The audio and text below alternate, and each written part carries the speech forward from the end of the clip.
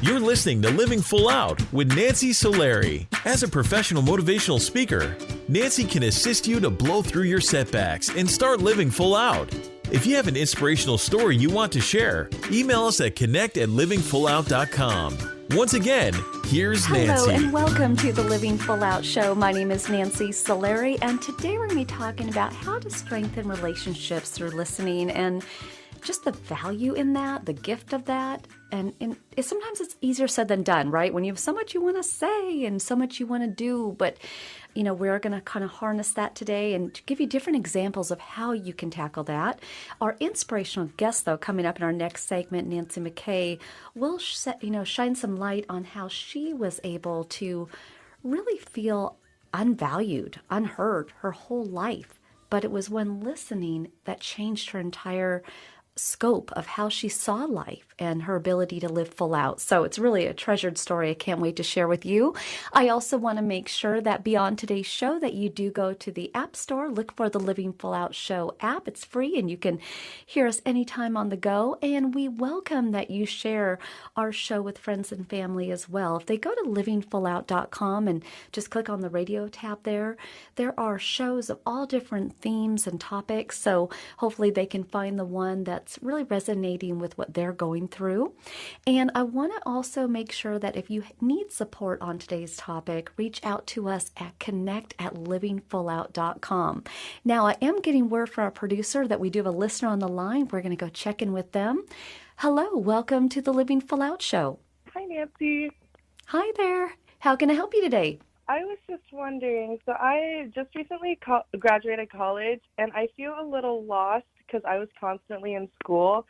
I'm a bit burned out, so I kind of want to relax, but at the same time, I have the urgency to look for a job. I feel very pressured to do that. How do I learn to balance both working and setting time for myself? Such a good question. So are you in school still, or when do you graduate? I already graduated. I am just waiting to walk. Got it. Okay. So here's the thing. You know yourself best. Okay. I can tell you my thoughts based upon my experience, and other people can tell you their thoughts based upon their experience or wishes for you. But you are the only person that knows how you work in life. Okay. So what I mean by that is you sometimes want to look backwards to find the answers of how you should do actions forward.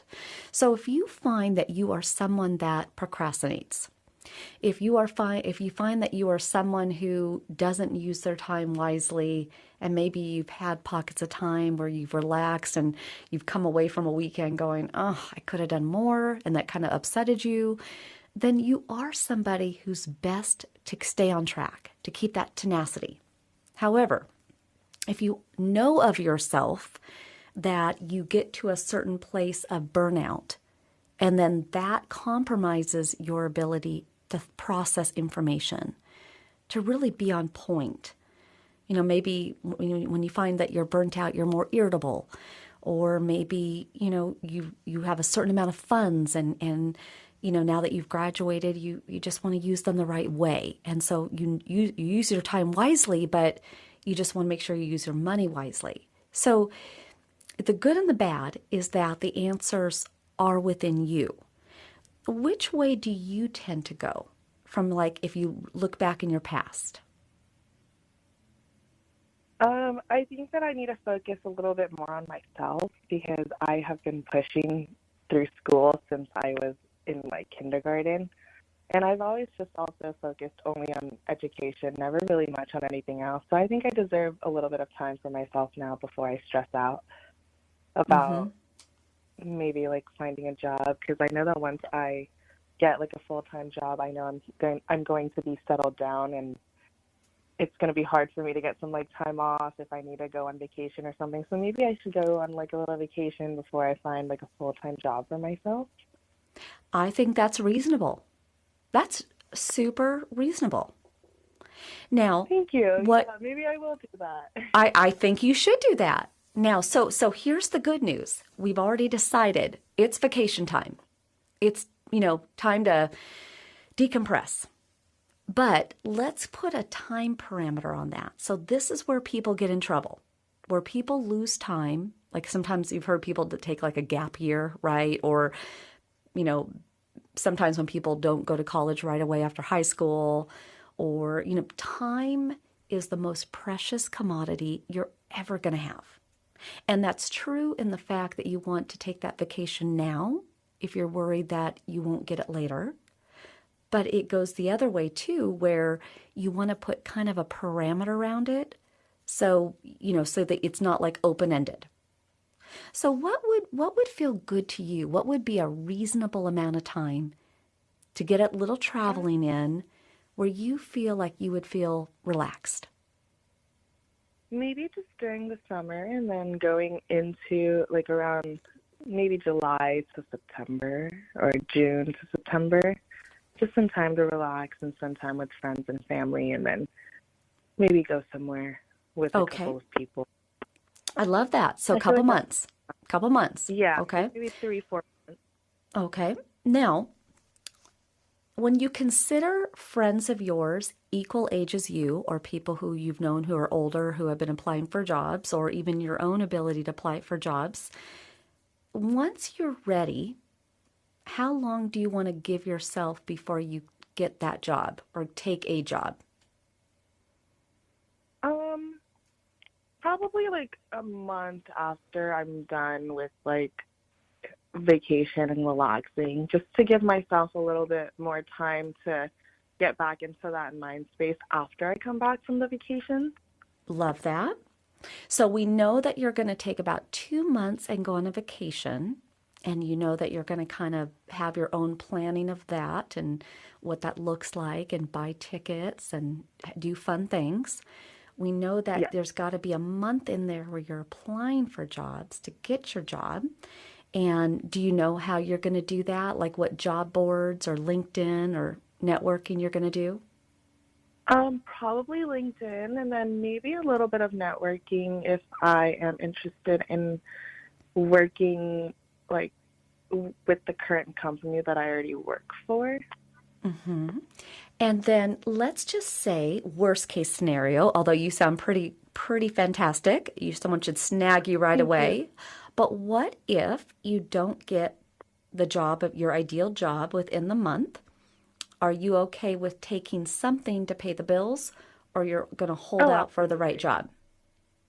Yeah, if I can't find my preferred job, I will find something that will keep me going as I'm looking for something that would maybe pay a little more or would be like within my field of like work that I want to be in. But if worst case scenario, I can always pick up a retail job or like a barista somewhere. I And wouldn't so, mind that. perfect. And so, what we're doing right now, you and I, is you know how, like in business, you put together a business plan? Right now, Yeah. what you're doing is you're putting together a life plan. So, one of the Okay. things that you might consider doing is putting together a life plan. Now, some people, if they like more written words, then they kind of sketch it out, outline style or business plan style. Some people, they make a vision board out of it and kind of put pictures to it and a time frame to it. But I welcome that you do that at some point with this free time that you're going to have, just kind of build that out.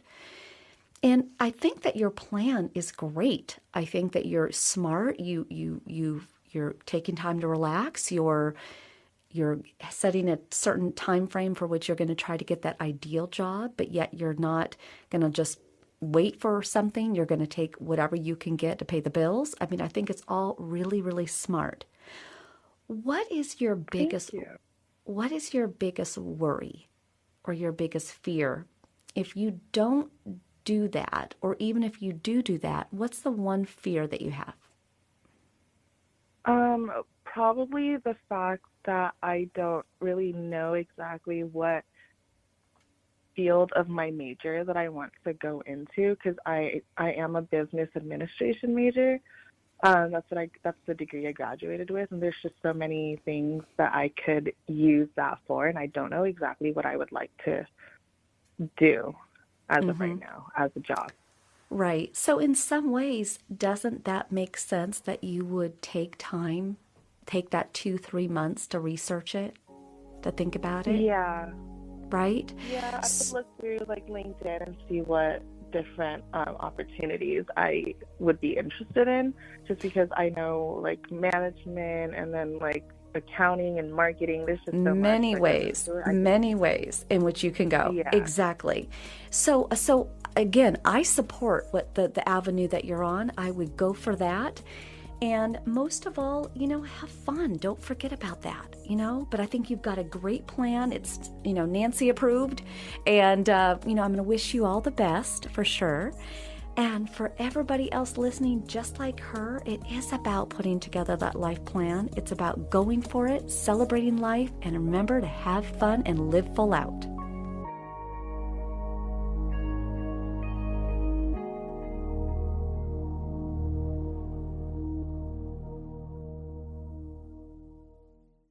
Life looks a little different.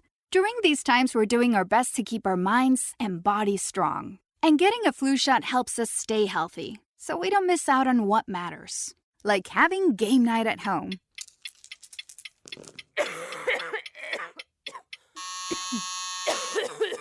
Yeah, can't do that while sick with the flu. Now imagine family movie night that your daughter can't live without. Well, that's ruined. And don't forget your uncle's socially distanced cookout.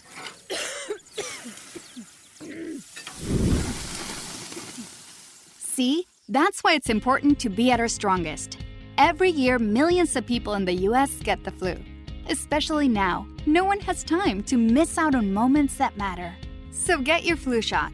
Find out more at getmyflushot.org. Brought to you by the AMA, CDC, and the Ad Council. Don't you wish your life came with a warning app? Stop. That dog does not want to be petted. Just a little heads up before something bad happens. Move your coffee cup away from your computer. Oh, no. So you can have more control. Stop. You're texting your boss by mistake. Uh-oh. Well, life doesn't always give you time to change the outcome, but prediabetes does. With early diagnosis and a few healthy changes like managing your weight, getting active, stopping smoking, and eating healthier, you can stop prediabetes before it leads to type 2 diabetes. It's easy to learn your risk. Take the 1-minute test today at doihaveprediabetes.org. Warning. The cap is loose on that ketchup. Ugh. Don't wait. You have the power to change the outcome. Visit doihaveprediabetes.org today. That's doihaveprediabetes.org. Brought to you by the Ad Council and its pre-diabetes awareness partners. Uh-oh, Brad's buzzed. Oh, yeah? Yeah, he's starting with the woots. And now a speech. I just want to say that friendship is about heart and brain. Who's with me? Good thing is, he knows when he's buzzed. And my brain is saying, when it's time to go home, somebody call me a ride. Love that guy. Me too. Know your buzzed warning signs? Call for a ride when it's time to go home. Buzz driving is drunk driving. A message from NHTSA and the Ad Council. Watch out! You got me! The galaxy is safe once again. In the pretend universe, kids play with pretend guns. In the real world, it's up to us to make sure they don't get their hands on a real gun. If you have a gun in the house, keep it locked, unloaded, and stored separately from ammunition. Safe gun storage saves lives. Learn how to make your home safer at endfamilyfire.org. That's endfamilyfire.org. Brought to you by End Family Fire, Brady, and the Ad Council. Adopt US Kids presents What to Expect When You're Expecting. A teenager. Learning the lingo. Today I'm going to help parents translate teen slang. Now, when a teen says something is on fleek, it's exactly like saying, that's rad. It simply means that something is awesome or cool. Another one is totes. It's exactly like saying, totally, just shorter. As in, I totes love going to the mall with Becca. Another word you might hear is jelly. Jelly is a shorter, better way to say jealous. As in, Chloe, I am like so jelly of your unicorn phone case. You don't have to speak teen to be a perfect parent. Thousands of teens in foster care will think you're, rad, just the same. To learn more, visit adoptuskids.org. A public service announcement brought to you by the U.S. Department of Health and Human Services, Adopt U.S. Kids, and the Ad Council. You're listening to Living Full Out with Nancy Solari. As a life coach, Nancy can teach you how to stay strong under pressure and work through challenges you face. Being legally blind, Nancy inspires others to be resilient in overcoming obstacles and live full out. You can ask Nancy for advice in your life on relationships, finance, business, health, and more. Just call in at 800-333-0001. Once again, that's 800-333-0001. Now, here's Nancy. Thank you so much for joining us today. I'm Nancy Solari, and this is the Living Full Out Show. And today we're talking about how to strengthen relationships through listening. And sometimes it's what others say to us that really leaves an imprint on our ability to be good listeners, to give good advice, to not be too impartial. You know, the thing is we strive to bring you inspirational guests that we feel, really demonstrate what it means to live full out. So today I'd like to welcome Nancy McKay to the show. Hi, Nancy. Hi there. All right. So Nancy, there is so much to your story. I'm going to jump in, but the biggest thing I want to touch on to really anchor this for the audience is I know that you grew up in a home that was a bit chaotic. Your father was very stern in his, raising of you, and your mom, she was loving, but together they were quite the drinking partners, drinking buddies, and that's right. That made it, uncertain for you to bring friends home, not knowing really what that dynamic was going to look like if somebody was to come to your house. Yep. And they each had their way of saying something and not saying something. Your dad would oftentimes say, smile. And I know that kind of was not exactly landed on you not so well. And your mom, when you told her, gosh, I feel like I look fat in this dress when you were really small, and she said nothing, that also landed on you with an imprint. And kind of where I want to start today is all of that beginning really started to build in within you kind of a narrative of my thoughts don't count, be quiet, I'm not valued. And I guess what I'm wondering to start the day, because it really impacts how you lived out the rest of your life, is why did you feel so alone? Oh boy, that's a great question. I think it's because, I just felt like I didn't have that support that I truly needed. And as I was in my teenage years, it felt like my parents were aware that they had and they were letting me down when they couldn't be depended on if they were drinking. And so it, it just became, I felt alone, and as I got older, they realized that, that they weren't totally there. I know as you went through your teenage years, you yourself started drinking. I mean, can't beat them, join them, right? I mean, right. it was kind of the way. And in some ways, they demonstrated that for you. When you were quite young, at 18, you met a gentleman 11 years older than you. And, you didn't see him as a long-term relationship, but surprise, surprise, he gave you a, will you marry me? And you said yes. Why? Well, because I was very insecure. And I felt like, I felt like this was the only guy that was going to ask me to marry him. And so I better take that opportunity. And how sad is that you think the only worthwhile thing to do is to get married? I didn't date a lot in high school. I didn't know how to handle that kind of attention. And I'd been brought up to my parents never said anything like, you should be barefoot and pregnant, or, the only worthwhile thing for a woman to do is to be married. There was none of that, but it felt like, I think my feeling was that I wasn't going to be valued until I was married. Mm-hmm. That would be the missing piece to, happiness, would be to be married. Well, but don't and count. Where I got that, I don't know, but it was a lack of self-confidence. Well, but I mean, the thing is, though, as I was going to say, don't count sweet Nancy out, though. For as insecure as you were, it's interesting. We're talking today about listening, and what you, after you said yes, after you got married, within a short amount of time, you listened to the way that his parents spoke to each other. You listened and realized that he stopped saying, "I love you" to you in a short amount of time. Right. And you, even more importantly, listened to your instincts and your heart. And you left that relationship even though the "I told you so's" were coming. Oh, yeah, definitely. I had a big one hanging over my head.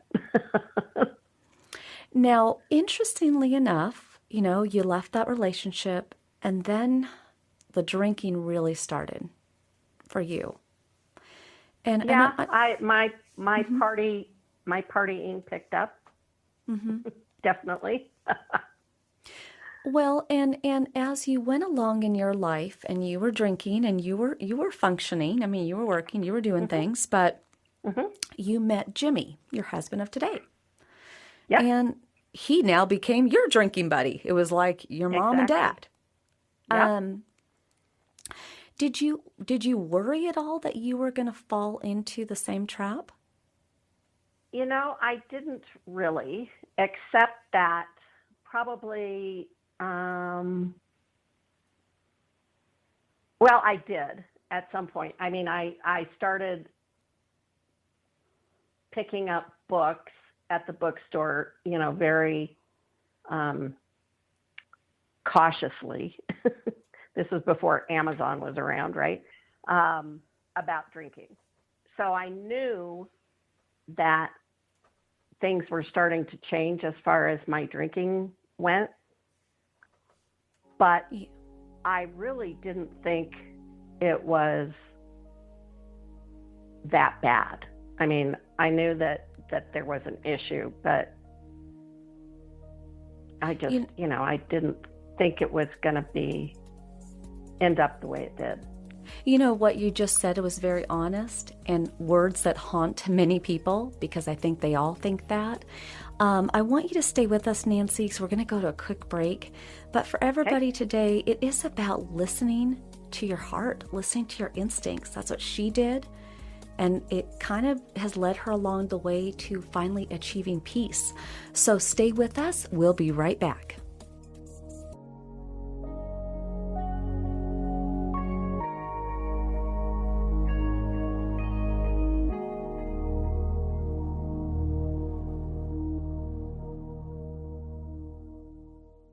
Today in school, I learned a lot. In chemistry, I learned that no one likes me. In English, I learned that I'm disgusting. And in physics, I learned that I'm a loser. Today in school, I learned that I'm ugly and useless. And in gym, I learned that I'm pathetic and a joke. In history, I learned that I'm trash. Today in school, I learned that I have no friends. In English, I learned that I make people sick.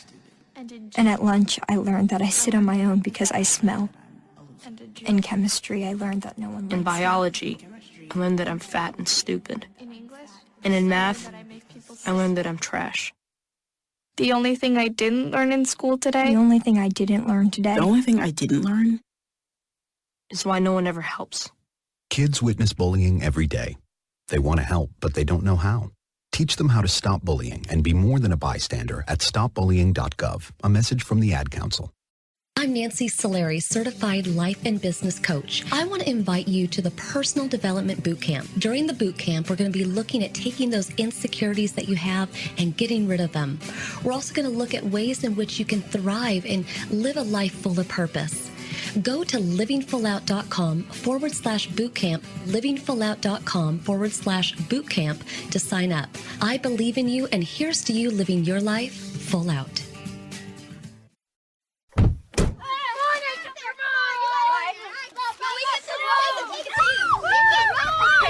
They'll challenge your authority. Seatbelt on. They'll try to break your will. They'll push you to the edge of your sanity. Because that's what kids do.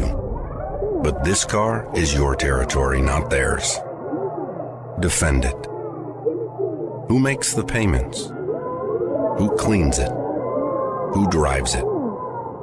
You do. That's who. And in here, your word is law. So when you say you won't move until everyone's buckled up, you won't budge an inch. Until you hear that click. Never give up until they buckle up.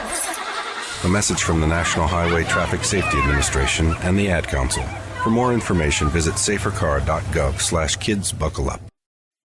7 million children suffer from asthma, more than any other chronic disease. Most asthma attacks are caused by allergic reactions to allergens, including those left behind by cockroaches and mice. In fact, 82% of U.S. households contain mouse allergens, and cockroaches are found in up to 98% of urban homes. How can you protect your family? Find out at pestworld.org. A message from the National Pest Management Association and the American College of Allergy, Asthma, and Immunology. Get it, slip it, cuff it, check it. Talk to doctor now and share it. I get it, slip it, cuff it, check it twice a day. I get it, slip it, cuff it, check it in the morning and before dinner. I get it, slip it, cuff it, check it, and share it with my doctor. Nearly 1 in 2 U.S. adults have high blood pressure. That's why it's important to self-monitor your blood pressure in 4 easy-to-remember steps. It starts with a monitor. Now that I know my blood pressure numbers, I talked with my doctor. We're getting those numbers down. Get it, slip it, cuff it, check it. Talk to doctor now and share it. Be next to talk to your doctor about your blood pressure numbers. Get down with your blood pressure. Self-monitoring is power. Learn more at manageyourbp.org. Brought to you by the Ad Council, the American Heart Association, and the American Medical Association. In partnership with the Office of Minority Health and Health Resources and Services Administration. You're listening to Living Full Out with Nancy Solari. With Nancy's expertise, you'll learn how to embrace your potential and strive for success. If you have a question or need further support, send us an email at connect@livingfullout.com. Now, here's Nancy. Welcome back. I'm Nancy Solari, and this is the Living Full Out Show. And today we're talking about strengthening relationships through listening. And sometimes that's listening to other people, and sometimes it's listening to your own thoughts, your own heart. And so I'd like to continue our interview with Nancy McKay. Welcome back, Nancy. Thank you, Nancy. Oh, do we get a third Nancy? No, I'm kidding. It's a Nancy party. So thank you for being so courageous and honest in sharing your path early on and how you got into, a routine of drinking and the pattern of how much it was increasing, but yet the hints in your mind of knowing that it was starting to get to be a problem. It really hit its epic point on a day when, to lead up to it, actually, several things happened. Sadly, your mom had passed away to lung cancer. Your father had passed away, and due to his drinking and his, falling into those same patterns. And here you and Jimmy were in your own patterns, drinking, happy hour. Mm-hmm. And it's funny how listening goes both ways, and what we hear and how it lands on us or how it lands on another person. And Jimmy said something to you that just is very normal that anybody could say, but it landed on you and put you in a spiral that almost killed you. What did he say and what did you do? He said, I think you've had enough. And I got mad, and then I got very sad and melancholy and felt like everyone would be better off without me. And I tried to kill myself. So it was a very rapid descent because of my thoughts. You know, how you killed yourself, though, was actually to me the most jarring because you grabbed his gun, you put it to your head, the safety was on, and when you took the safety off, it shot at the pillow, but it shot. Yep. And Nancy, that could have been you. Game over. Yep. And very lucky. What did you vow to do that day? But more importantly, what did you do to keep that promise? Well, I realized that I could never drink safely again. And so I quit. I quit drinking. And it's been 15 years, a little over. And it's the best thing I've ever done for myself. The biggest gift I've ever given myself. Now, you had gone to a lot of meetings. You had really worked hard on your sobriety. But there was someone who gave you a really good quote, really good advice one time that you've kept near and dear to your heart. What was that? Well, there was a gentleman that attended my 12-step meeting that I attended regularly, and he said something one day that really stuck with me, and that was, you're standing at the intersection of desperation and grace. And that's exactly how I felt that day after the gun went off. It was as if I had been spared. There is no feasible reason why that, the safety was on, but it should have been very easy for me to figure out how to switch it off with the gun still at my head. And so I feel like it was a divine intervention, so to speak, and that I was standing right there at the intersection of desperation and grace. And I could have gone either way. Yeah. Well, I'm glad I'm glad that I'm glad that you got that advice, but I'm really glad that safety was on. And it's so interesting in your story, the parallels. Again, your dad and mom drinking buddies, you and Jimmy drinking buddies. Your dad had suicidal thoughts, you had suicidal thoughts. Although your mom got cancer, lung cancer, 59, and you were like, okay, well, gosh, now I'm sober, I'm just going to get to 59 and all will be good. But at 58, you again were listening to your body, even despite your doctor fighting you on, ultrasounds and follow-ups and all that. And they found a mass where? On my right ovary. And you went through every steps of the cancer, the chemo, the losing of the hair. Yep. But you actually thank cancer. Why is that? I do. Because it kind of woke me up. I think cancer has a way of doing that. And it just made me realize that I wasn't living my life the way I wanted to live it. So, I just I ended up changing careers because I wanted to do something that would help people and feed my soul. And so I took steps to do that. One of the things through your story is that whole hear me, see me, am I worthy? Do you finally feel worthy? I do. Took a while. I do. But outside validation has always been an issue for me. And I finally am loving myself. I think I can finally say that. But it took some time. And it made me realize that that I am worth it. I am worthy, and I'm,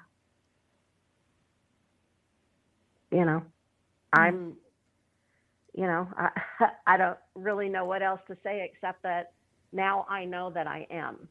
Mm-hmm. And well, it's unfortunate that it took 60 plus years to get there. Well, exactly. But if I could go back and like scoop up that 3-year-old little girl that thought she was fat, Mm-hmm. what the most ironic thing is, when you gave up drinking, you had to replace it with something. So you replaced it with sugar.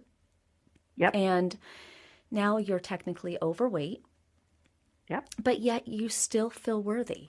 And I think for people watching today and they want to know, how do I get that feeling? How do I feel that stable?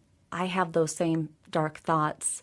What's the one tip that you want to give them that would help change their mindset?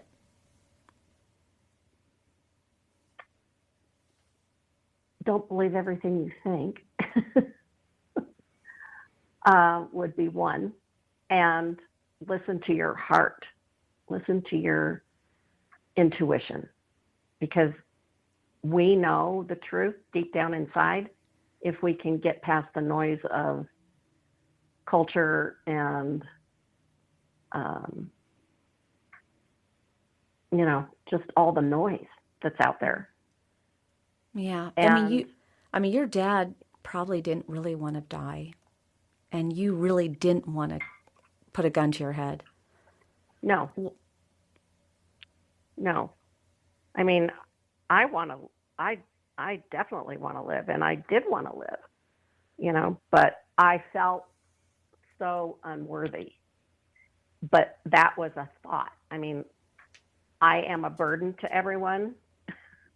That's a really toxic thought that almost killed me. And so that's why I say, don't believe everything you think, because our thoughts can get us in, huge trouble. Mm-hmm. But if we listen to our intuition, our heart, then that's where our truth lies. Mm-hmm. It's one of those things, Nancy, where, again, there's all these parallels in your story, and then, you've the gun to your head and almost dying, and then cancer and almost dying, and all of that. Have you forgiven yourself for this path? Is there forgiveness that you needed to do as part of your healing, part of your sobriety? Definitely. And, I think there's always work to be done. It's progress, not perfection. And, I'm not at the end of my journey yet. So I'll keep making mistakes and keep doing things that I need to forgive myself for. But I do. I forgive myself for doing all the stupid things that I've done. And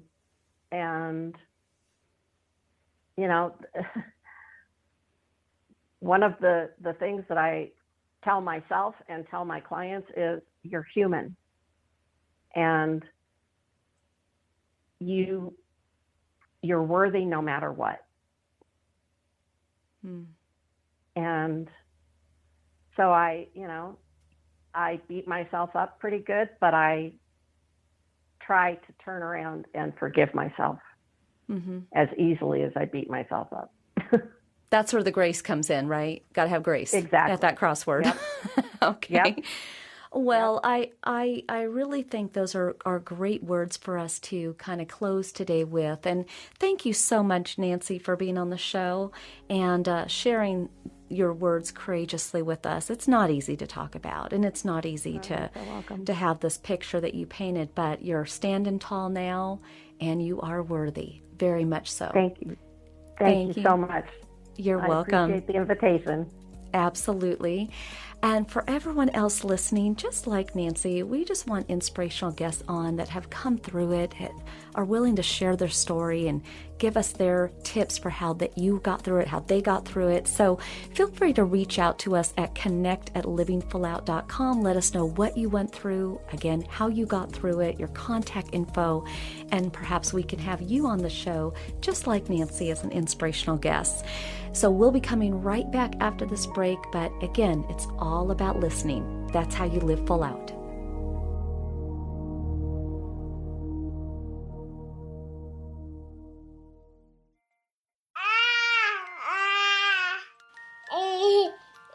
To some people, the sound of a baby babbling doesn't mean much. But that's not necessarily true.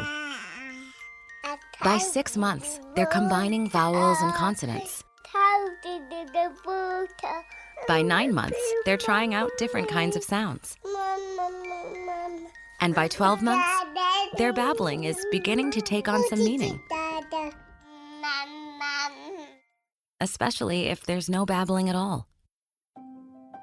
Little to no babbling by 12 months or later is just one of the possible signs of autism in children. Early screening and intervention can make a lifetime of difference and unlock a world of possibilities.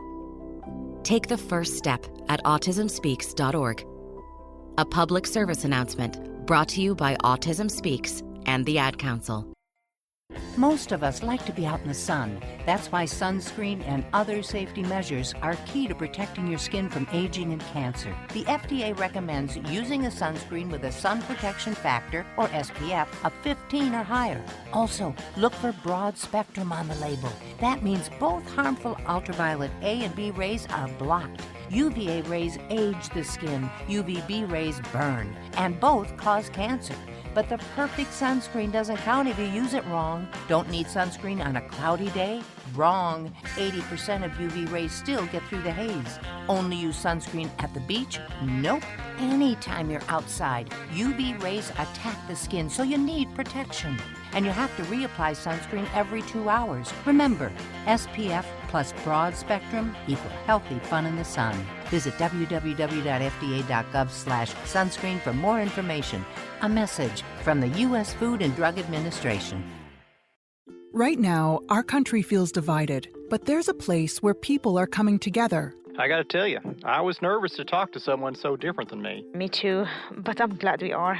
Love Has No Labels and One Small Step are helping people with different political views, beliefs, and life experiences come together through conversation, and it feels good. Wow, your story is so... Interesting? Yeah.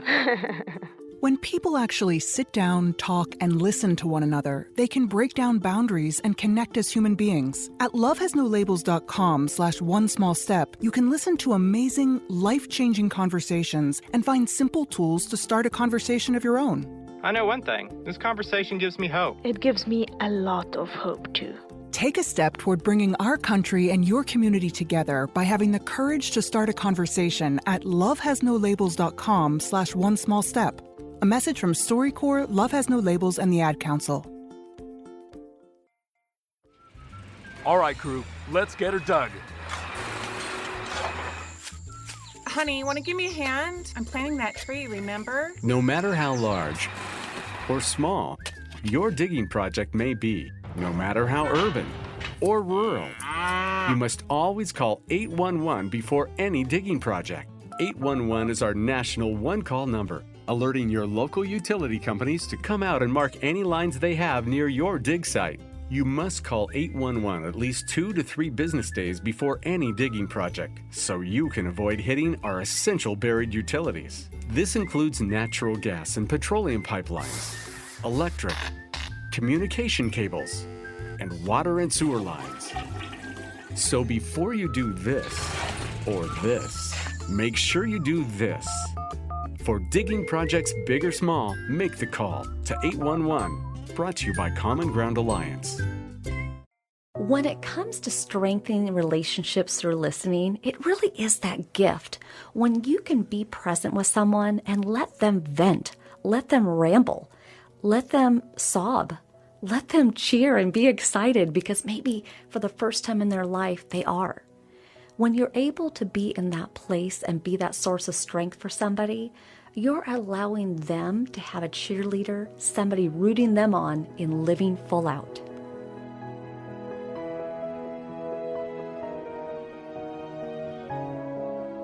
You're listening to Living Full Out with Nancy Solari. As a professional motivational speaker, Nancy can assist you to blow through your setbacks and start living full out.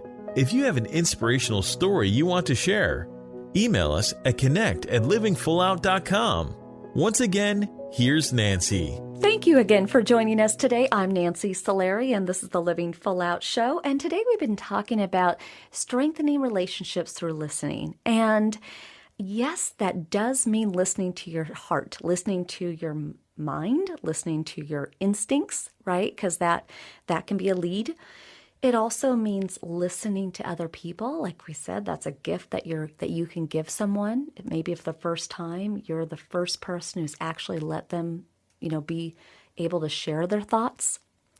But I find for myself, listening is critical. It does strengthen relationships, not just with friends and families and colleagues, but even people I meet for the very first time. For example, when I'm interviewing people at Living Full Out, one of the things that I always look for is that breakout moment. I'm looking for that moment when they are able to share either number one, that they've gone to our company's website, they've maybe listened to a podcast, they've checked out our social media, that they feel passionate, that they feel connected to motivating people. Number two, and most important, is I look for times that they're vulnerable, that they're sharing a personal story of an adversity that they've gone through, that they share, why motivation is so important to them, why they've now surrounded their life in it, around it. And that to me would always indicate, wow, this is somebody who very much, is a great example of living full out. But I only get that by listening. And I always ask in an interview thought-provoking questions like, why do you want to work at Living Full Out? Or tell me what impact do you want to make on the clients we serve, and what does that look like? And I just want them to have a moment where they are talking. So I find that in the interview process, that is really important. I also really want to listen when it comes to people I don't know. And that might be true for if I'm doing an Uber or a Lyft ride, a ride share. I like to ask the driver, so how's your day going? And what got you into this? And, do you have to drive late tonight? For the first time, they have a passenger that isn't all about them, that isn't turn right, turn left, that isn't absorbed in their phone. And a lot of times, those drivers are kind of lonely. They're going on an 8-hour shift, 12-hour shift of driving. And personally, I want them to be alert and focus on the driving. So I like to be that new voice, that ability for them to re-engage and not just feel robotic. I also find that, when I'm on a plane or I'm at a restaurant, rather than just, again, jumping into my phone, whether I'm checking messages or on the phone talking to someone, it's a missed opportunity before I do that, if I don't look around and see who I could just naturally talk to. And sometimes it's the server that I'll meet or the bartender, and they'll talk about, something local in the area or something great about the hotel that I didn't know. For I know it, they're buying me a beverage, because we're best friends, right? So there's a lot of power in listening. There's a lot of giving in being in tune with people and letting them have that moment.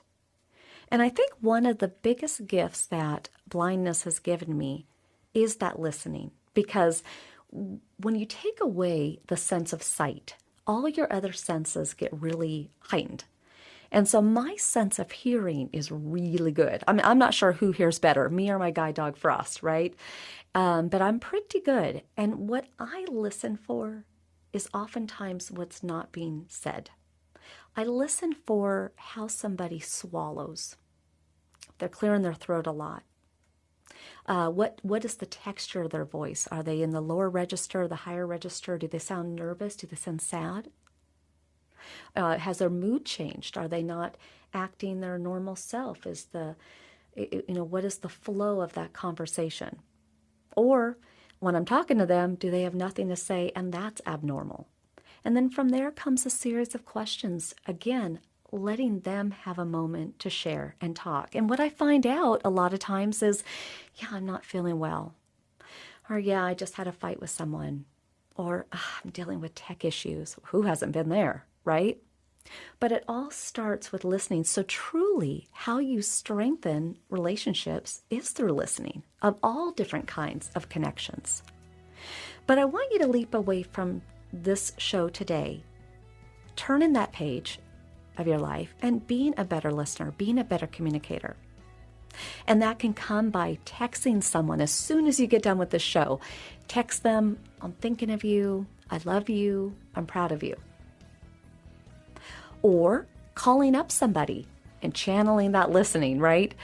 Say hi, of course, and little niceties in the beginning, but then sit back, let them talk. And you know what you're doing. You know that you're given that gift. Or maybe, just maybe, it's writing an email or writing a note or sending something through snail mail. I want you to get out there and be the best listener, the best communicator you can be.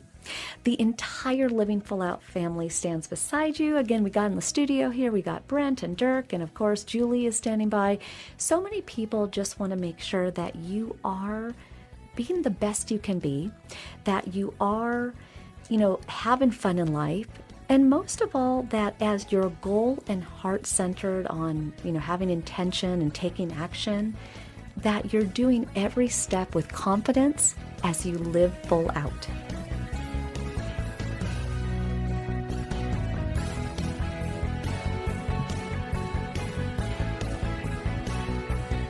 Thank you for listening to the Living Full Out Show with Nancy Solari. To learn more about this program, visit livingfullout.com for the latest episodes. Connect with the Living Full Out community by following us on Facebook, Twitter, Instagram, and subscribing to our YouTube channel. Here's to you, Living Full Out.